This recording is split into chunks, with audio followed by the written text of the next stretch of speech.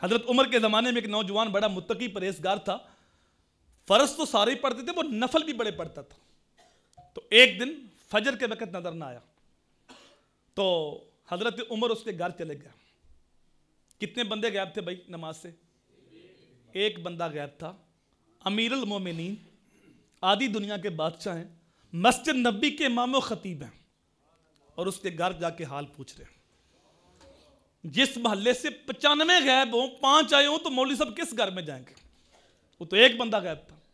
دروازے کو دستک دی, ان کی والدہ باہر آئی, کہا بیٹا مسجد میں نہیں آیا؟ کہا وہ ساری رات نفل پڑھتا رہے, تو صبح کے وقت اس کی آنکھ لگ گئی تو میں نے جگایا نہیں. تو آپ نے کہا میرے نزدیک ساری رات نفل پڑھنے سے بہتر تھا کہ ساری رات آرام سے سوتا اور فجر کی نماز جماعت کے ساتھ پڑھتا. کیونکہ میرے حضور نے فرمایا جس نے عشاء کی نماز جماعت کے ساتھ پڑھی اس نے آدھی رات قیام کیا, اور جس نے ساتھ فجر بھی جماعت کے ساتھ پڑھی اس نے پوری رات قیام کیا. 2 نمازیں جماعت کے ساتھ پڑھ لو, ساری رات سوئے رہو, پوری رات عبادت کا ثواب ہوتا ہے.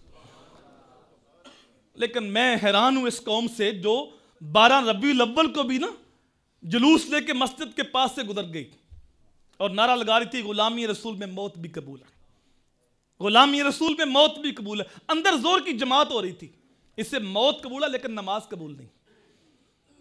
اگر اسے موت قبول ہوتی نا تو یہ اپنے آپ سے سوال کرتا, کسی سے فتویٰ مانگنے کی حاجت بھی نہیں, اپنے آپ سے پوچھتا کہ جب نماز کے وقت کعبۃ اللہ کا طواف رک سکتا ہے تو جلوس نہیں روک سکتا؟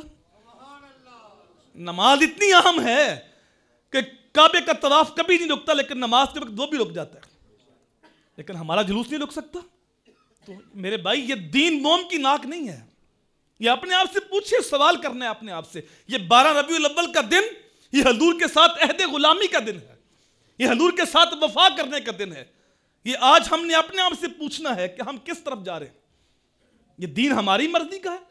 محلے میں جنازہ ہوا, فوتگی ہوئی تو پورا محلہ چلا گیا جنازہ پڑھنے کے لیے. اور کئی بار ایسا بھی ہوتا ہے کہ مسجد کے ساتھ والے گھر میں فوتگی ہوئی ہے, بازار کے اندر لوگ کھڑے ہیں, نوجوان ہیں, بوڑھے ہیں, اندر عصر کی جماعت ہو رہی ہے اور عصر کے بعد جنازہ ہے.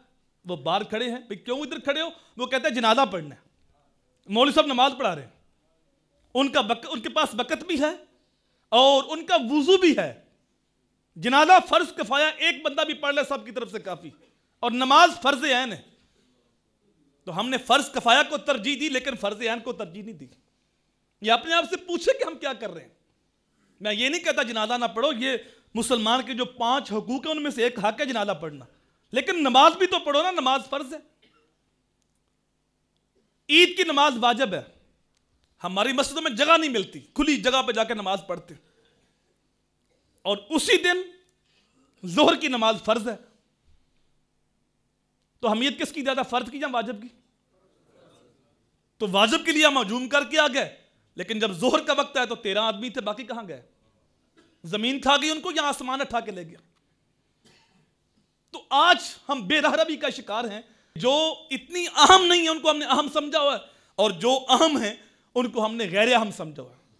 اگر آپ کی توجہ ہو تو یہ جو 12 روزہ دروس سے قرآن فجر کے بعد رکھے جاتے ہیں اس مسجد میں, یہ میں شعوری طور پہ رکھتا ہوں. آپ دیکھیں سروے کر کے, فجر کے وقت محفل نہیں ہوتی, ہمارے ہاں عشاء کے بعد ہوتی ہیں, مغرب کے بعد ہوتی ہیں, اور عشاء کے بعد شروع ہوتی ہے تو ساری رات ہوتی رہتی ہے, اور وہاں ساری رات نوٹ پھینک رہے ہیں اور نعرے مار رہے ہیں, لیکن عشاء پڑھ کے نہیں آئے اور فجر جا کے نہیں پڑھیں گے.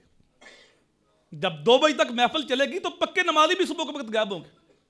تو میں شعوری طور پہ فجر کا ٹائم رکھتا ہوں کہ میری قوم کو صبح اٹھنے کی عادت پڑ جائے.